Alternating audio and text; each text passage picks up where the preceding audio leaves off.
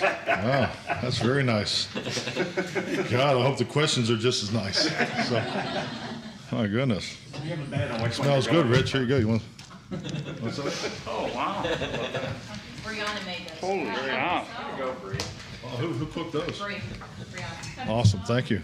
We had a debate. Very kind. We had a debate, okay? Which one you're gonna take? No. The first debate was, I brought in donuts, and they said, put a donut up there. So I'm not gonna put a donut No, up no, there. donut guy. And we said, put the donut up there.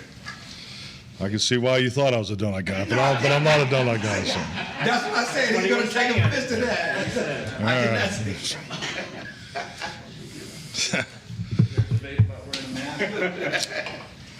Yeah. Well, I'll put mine on, do I? No, you're okay. No. You're okay, Clarence. C.D. Lamb, what do you expect him to do today? What stage of the protocol is he in? CD will practice today, and then if he goes, if he completes the last, component of the protocol today, then there's the process of seeing the doctor. So I don't know if we'll have that finalized today or it'll be tomorrow. I can't give you the exact timeline. But it's fair to say you are optimistic since he's here and really just getting through the practice and the doctor. He hasn't missed a step, so just on a short week, as we discussed on Monday, if he is able to just keep progressing through, we see him as available for the game. Has Tyron Smith progressed, and what's your expectations? Yeah, Tyron's slated to go full practice today, so I don't foresee any reason why he completes today's work. He'll be ready to go tomorrow. I think it'll be your first time since the opener you've had your two starting tackles. What does that say about the type of season it's been with the injuries and the suspensions? Yeah. And then what's the benefit of having both those guys available? I mean, obviously, this consecutive starts, as we talked a number of times in the past, is really beneficial to a football team, let alone your offense. So, yeah, we just want to get some continuity going, but the reality of it is we're on a short week from a Sunday that didn't go the way we would have hoped, and we're more excited about just getting out there and playing, competing, and winning. So that's the focus. But yes, definitely, I think anytime you can get back to because when I look at starters, I mean it's never just the first 11. It's always 14, 15 guys on the side of a ball, but. Definitely in this case, to get some continuity on the offensive line is definitely going to be important moving forward because we've had a lot of change. Do the Raiders have the players in the secondary to copy what Kansas City and Denver did, and what do your receivers need to do for them? Yeah, I don't think it's much about the players. It's just more the the commitment to it. So they're going to play man to man. I mean, that's one of their top calls. So that's not going to change. And how much of it is why you go out and compete. So yeah, I mean it's we understand it.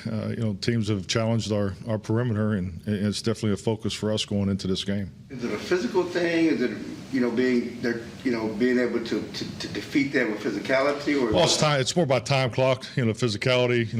Obviously, there's every time a receiver runs a route, there's three phases to the route. There's the release, there's the stem component of it, and there's the breaking point. So, what goes on at those moments of collision and technique and the aggressiveness of that is where we got to do a little better job.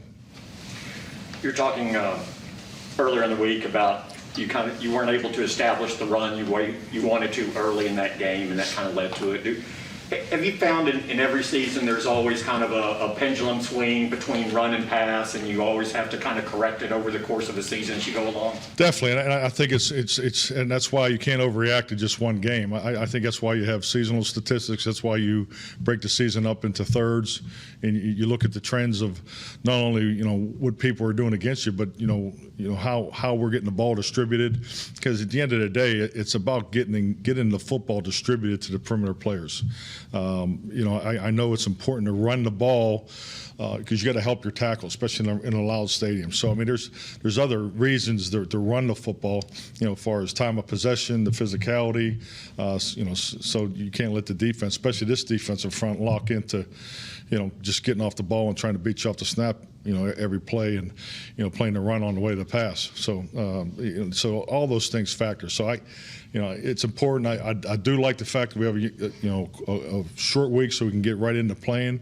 But we just got to focus on the Raiders. I mean, we've that was we took a little time on Monday morning before we got into the Raiders, but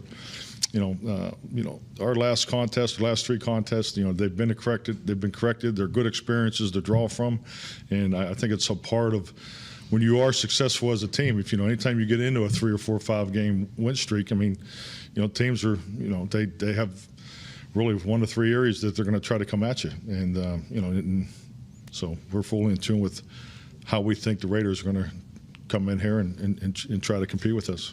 Have the Raiders changed offensively from when Gruden was calling plays to their change, or are they kind of the same? I would say conceptually they're the same. I think they do a really, really good job formationally.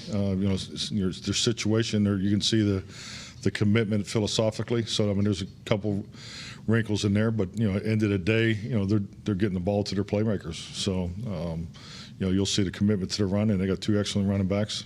But Carr can make all the throws. He's got a tremendous skill set. So, this is a potent offense that we're getting ready to compete against.